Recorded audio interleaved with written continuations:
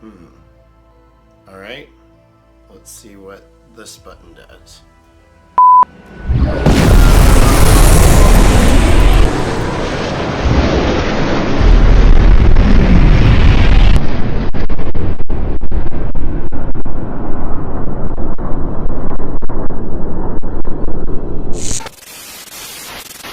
Hello.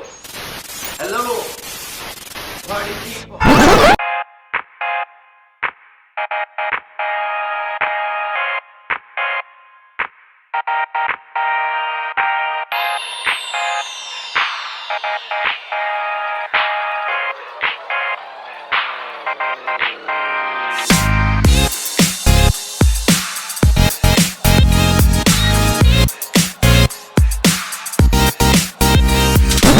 What's up, party people? It's your boy, MC Popsicle. And today, we're going to talk about one of my favorite characters in any movie. Predator. The first Predator movie came out in 1987, and it was nuts. It had Arnold Schwarzenegger, and it was about a bunch of tough military guys getting slaughtered in a jungle by a killer alien. I love it. But before that, in 1979, there was a movie called Alien. Where there was a bunch of people trapped on a spaceship, and this killer alien came and was eating them all, and it was nuts. So, they decided to combine both of those into Alien vs. Predator. We have with us today, Ian White. He was the Predator in Alien vs. Predator and Alien vs. Predator Requiem. He was also a White Walker and a giant in Game of Thrones, and he was also one of the engineers in Prometheus. So I am so excited to talk to him. Incoming transmission. Yeah, put him through. Hello. How you doing, my friend? Very well. How are you? Doing great. I am so excited to talk to you. I've been doing some research, and I watched Alien vs. Predator again last night, and that was a great. I loved it. I thought it was great. Yeah, it was kind of an entry. It's kind of turned into an entry-level monster movie for kids. My son loves it. He's 11 years old, and all his friends are watching it now, which is kind of weird. I loved it. I wanted to show you this. I picked these up a couple days ago. Have you seen these? Batman versus Predator? No. I want to send you one of these because there's a whole series of Predator versus Batman. Are they new or? They've been around for a while. From what I can tell, I think they're from like the 90s, but they're very, very cool. All right. I thought that was just off the charts. I haven't seen, I'm gonna have to send you one of them. But so what we normally do when we start off is I wanted to ask you what your favorite movie ever that you're not in would be. North by Northwest. North by Northwest. I don't think I've seen that. Like, what is that? What is it? What's it about? It's a classic Hitchcock thriller. I'm a huge fan of Hitchcock. Who's such an incredible filmmaker. It's just one of those movies that really, every time it's on TV, I make a point of stopping whatever it is I'm doing and watching it. And if I use that as a definition of what my favorite movie is, I suppose it's difficult to choose just one, because there are all sorts of movies that I make a point of stopping and watching when they're on TV. The Devil Wears Prada, another example. You might find that a strange taste, but it's absolutely brilliant. And every time I stop what I'm doing and I watch it. I need to see that. Everybody has loves that movie. I haven't seen that either. I need to look into that. Like, Hitchcock is great, though. I love, thrillers and stuff like that. But yeah, those are awesome. So you started out as a basketball player, and from what I've read, a really good basketball player in, was it England? I'd love to know what you've been reading about me. Oh, yeah, I was. I played internationally, and even by my own admission, I worked very, very hard to be mediocre. I was very naive enough to consider that the NBA might be in my future, and it wasn't. But I played internationally for a number of years, mostly in Europe. Oh, well, from what I've read of what you've done, I would much rather do the things you've done than play basketball. So you went from basketball into stunt work. How'd that happen? Well, actually, to be fair, I went from basketball to creature performance. Oh. Because my characters are largely defined by their action, and because I'm 7 feet tall, it's very, very hard to find a stunt double. So I found myself from very early on doing a lot of my own action. And it was by virtue of doing this and gaining the trust of the stunt coordinators that I was working with that I have from time to time been asked to double other people, but not very often, and only very, very rare occasions. What's the most dangerous thing you think you've done doing a movie? Most likely. Most dangerous thing I've done in a movie. I don't really know. Booking a holiday, probably. No, there was some previs action sequences that we shot for Solo, where we were on top of an articulated lorry going up and down a runway at 60 miles an hour, and we were just basically surfing the top of this lorry. That was quite dangerous. Wow, that's crazy. So you've done a lot of like monsters and stuff like that, and really good ones, like super proper, intense monsters. And I'm an actor, and I wonder, how do you get in the frame of mind for doing those type of characters? Like what's your process to become a Predator or like a White Walker or something like that? Well, the process for playing in my opinion, the process for playing a non-human character is exactly the same as the process for playing a human character.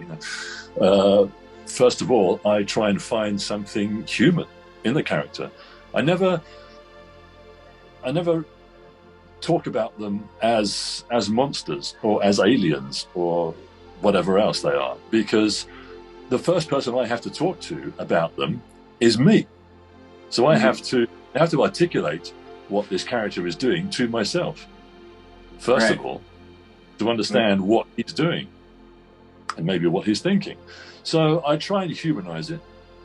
To use the Predator as an example, I didn't refer to him, I didn't think of him as an alien or as a monster. I referred to him as a warrior.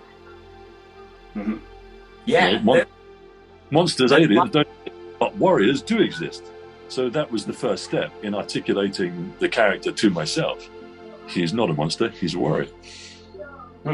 So, as far as Predator, I watched that last night, so I'm thinking about that a lot. What did you do any research on that type of alien? Do you know a lot about that type of alien, where they're from and what they're doing? I like to fight, and that they have some sort of ethics code, because I noticed when he picked up that guy that had cancer, he wouldn't kill him.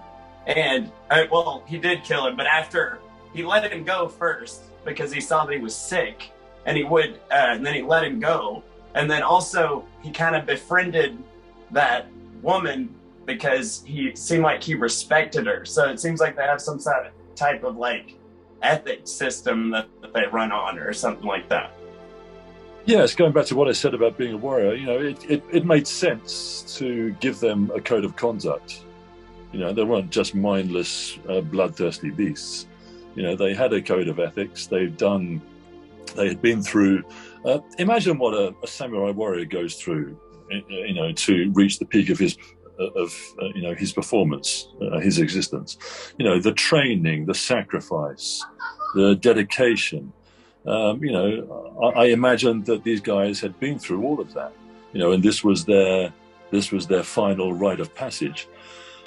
So it made sense to you know, consider them in those terms, and the situations that they were going through. It was you know, there were sound choices for these characters. Yeah, it made me like them a lot. Like I thought that was really cool that they did that. It added a lot more humanity to the character, that they were like that. I thought that was very, very interesting that they let that guy go because he was sick. I was like, I thought that was neat. But like, so what was the costume like? What did it feel like when you're wearing that? Was it like heavy, or was it comfortable, or awful? Well, yeah, it's all these things. You know, it's hot, it's heavy, it's, you know, often uncomfortable. Although it's, you know, it's the weight of it that's uncomfortable. It's not the actual costume. You know, it's a bespoke piece.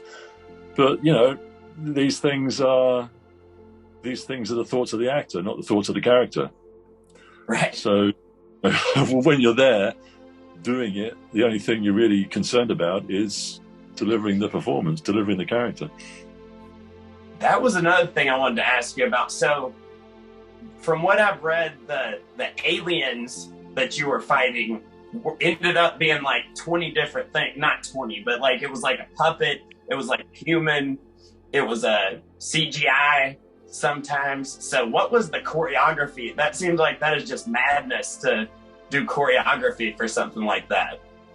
Well, you know, the choreography differed from day to day, depending on what we were doing. Yes, sometimes the only thing I had in my hand was you know, an alien leg. There's a scene where I have to spin around and throw the alien you know, 10, 20 yards towards the camera, and most of it was done in post-production. But I still had something to act with, because it had to be choreographed with the explosions in the sets. Yeah. If you remember the scene where I'm spinning around and I've got the alien by the leg, and his head crashes into the pillar of the set, and then crashes into another pillar of the set. The set pieces were exploding, so I had to choreograph my movements with the explosions of from the special effects team. Good grief. Yeah, that sounds really hard, because the more I read about it, I was like, this thing was so many different things. Like I can only imagine like fighting with like a puppet, or like fighting with no one at all, and just kind of, yeah, where is he over there? But that's great. Stuff like that is really fun, because those are the iconic scenes in the film. It looked great. I thought it looked really, really good. Like, all the effects work was on point. I thought it was amazing. Also, could you see at all? Because it looked like you could not the way you acted like you could see, but like from the costume, could you see through the helmet and stuff very well? Or was it like sunglasses, or what? The visor of the helmet used to mist up in about 10 seconds. So we used the anti-fog spray that motorcycle riders use on their crash helmets, but again, it didn't really work that well, because the amount of moisture that I'm creating breathing inside the helmet, it just misted up the visor almost instantaneously. So it had to come off every take and be wiped clean. Yeah. For the sequel, we replaced the visor. I say we. I had nothing to do with it. The visor was replaced with a very, very fine mesh, and it still looks like a visor, but it's breathable. That's much better, I'm certain. Were you wearing So you weren't wearing the mask of the face under the helmet. Then you would not be able to see anything. No, once again, it's the the magic of movie making. There's the mask, and if the camera sees the face, then I have to wear the head. But if the camera is only seeing the mask, then there's a big hole underneath where my face is. Well, good, because that seems like that would be really hard otherwise. Also, so when you took the mask off and you can see the little like pincer things, was somebody like controlling those like a puppet or something or were you controlling that, or was someone else? I don't control it. No, those are controlled via the remote puppeteers. A very, very skilled, award-winning team of puppeteers and special effects technicians, and we had to choreograph our movements. So they had to choreograph their facial expressions with my movements, and I had to choreograph my movements with their facial expressions. And we got to a point where we would anticipate exactly what needed to be done.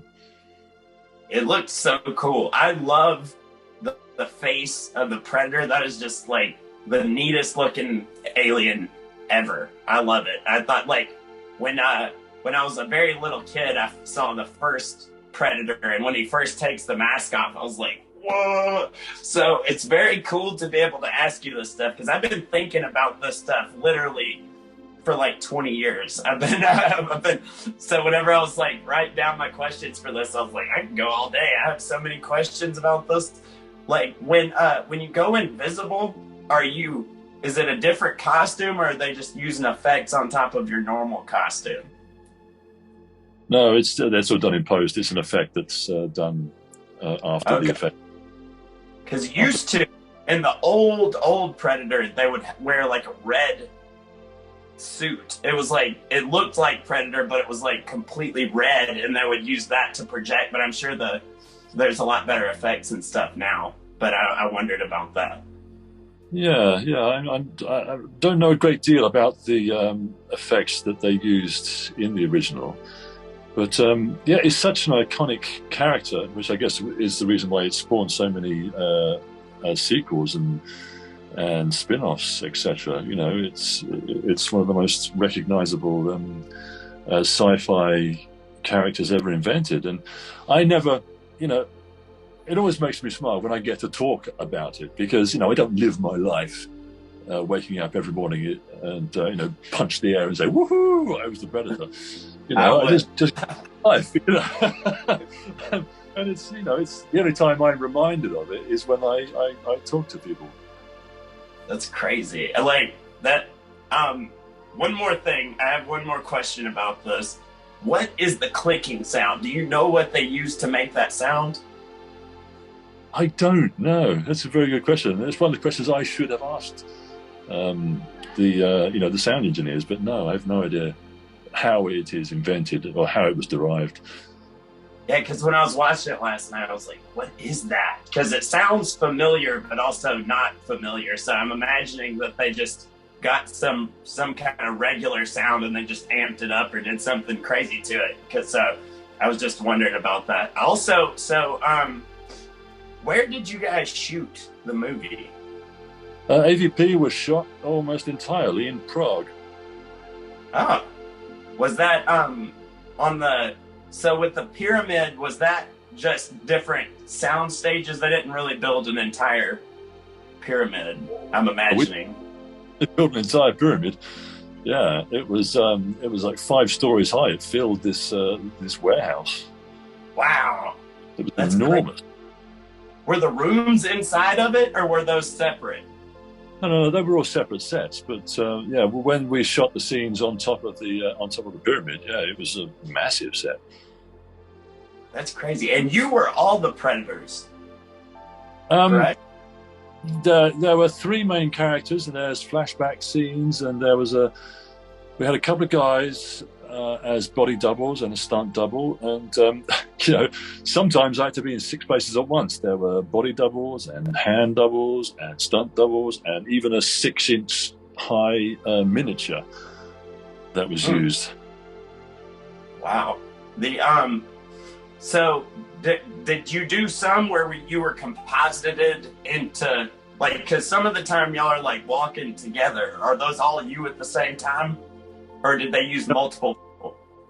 No, I had help for those those kind of scenes. Yeah. Oh, okay. I had colleagues. How did they pick you to do that? Because like, if they're like, okay, we need some predators, and you're gonna be all of them, you must have really impressed them for them to be like, no, not anybody else, just this guy to be all the predators. Like, how did that come about? My audition, oh my God, it seems like such a long time ago now. There was no acting involved in my audition. It was a very, very hot day in a small studio near in central London. And I had a wetsuit and a thick woolen balaclava helmet, and then a mock-up of the Predator head, which had big, thick black ropes as dreadlocks, and then a Predator helmet over the top of that. And the casting director just said, "Okay, start running." And about 45, so I just ran around in circles in the studio for about 40 odd minutes, and very occasionally threw some shapes, did some posing as she was giving me some direction. And after about 45 minutes, she said, "Okay, you can stop now." And she said, "How was that?" And I said, "Well, I'd be lying if I said it was easy. It wasn't easy, but I can do it." Then they were like, "Okay, you're the Predator." The whole thing was videotaped, and the following day I met the director, Paul Anderson. And then it was about 2 weeks later that I met Tom Woodruff Jr. and Alec Gillis, who were the creature designers. It was only about 2 weeks after that, so the whole process took about, well over a month. Then about 2 weeks after that I received a phone call from the producer offering me the part. Wow. It wasn't an instant process by any stretch of the imagination. You seem like a really nice person. You don't seem like a like a murdering alien. So you must have done a really good job, because you sold me on it the whole time. I was just like that. You did a great job, and you were the engineer from Prometheus, also. That's correct. Yes. Did you come at that differently than you would the Predator? Because they're more like people types, right? Yes. In terms of the engineer, you know, he had more in common. He's the driver. He had more in common with the character that was played by Idris Elba than he had with any of the, you know, the doctors or scientists or other characters in the story. He was just a grunt. Mm-hmm. So they were like proto-humans, basically. They're the ones that made all the different races of aliens, right? But if you remember the scene right at the beginning where the guy sacrifices himself, makes the ultimate sacrifice to basically seed life to the planet, so to speak. In the original script, that scene was much, much bigger. There were these sort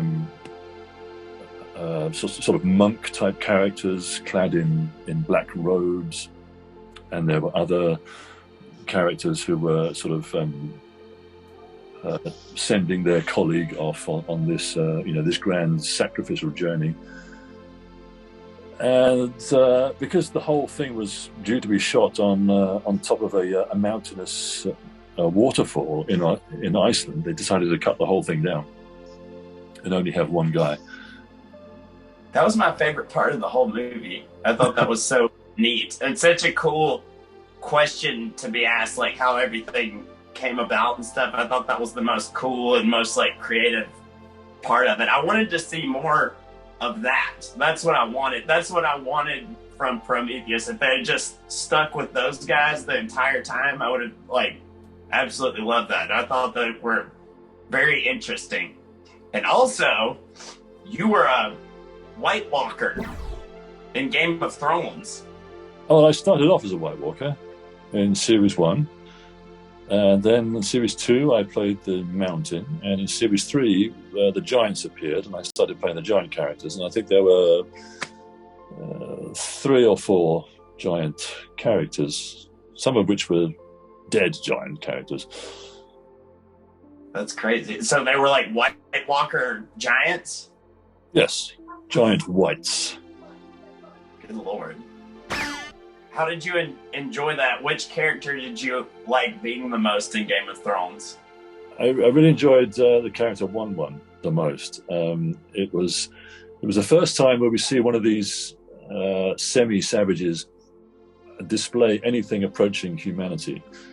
Displaying anything that closely resembled a human story arc. So it was a real joy to bring that to life.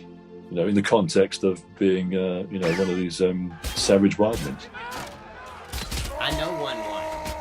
He was like the last known living giant in the show. And he was in like one of the biggest battles in the show too. That is so crazy that you got to be him. He was awesome. As an actor, I've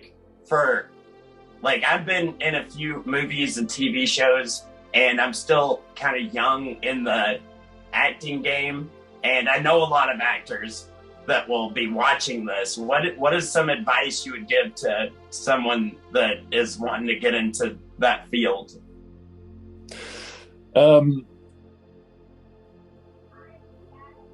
Be prepared for the long game, and enjoy the process. It's